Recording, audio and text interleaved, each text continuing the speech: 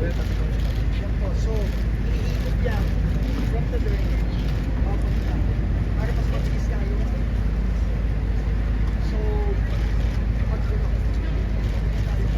mabilis tayo makakapag-pump.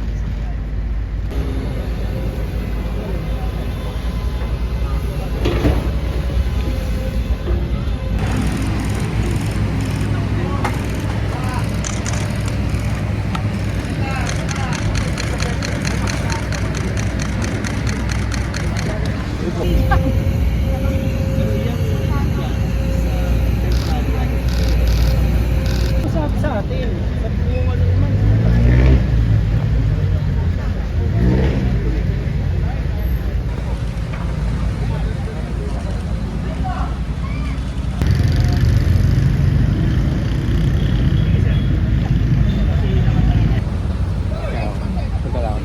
Nakakatakot dito ha, ingat kayo mamaya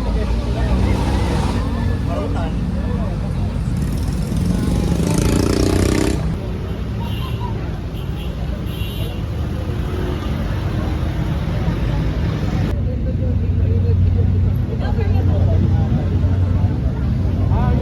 Ano pang At nandito nga po tayo ngayon sa tabi ni Dexter.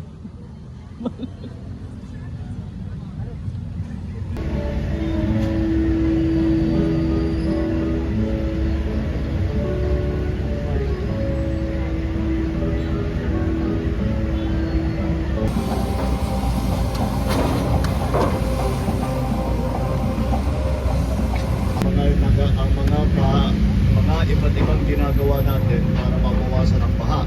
At ito ay isang bahagi lamang. This is only one part of the interventions that we will be making. For example, ito, yung drainage, merong desiccation para palalimin yung ilog. Tapos yung ilagay doon na malaking tubo, yun ay para sa drainage din, para pagka magkatubig ay dadalhin dito.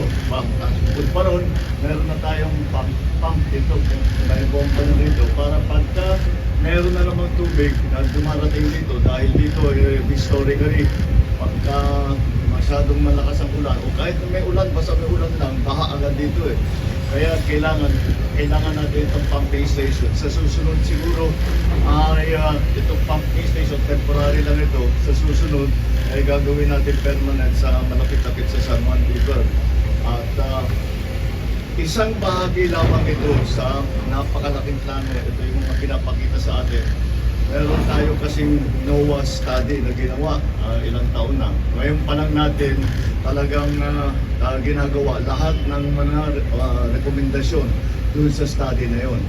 Kaya halimbawa dito sa lugar na ito, titingnan ninyo ang terrain dito, malalim talaga dito. Kaya dito pumupunta lahat ng tubig.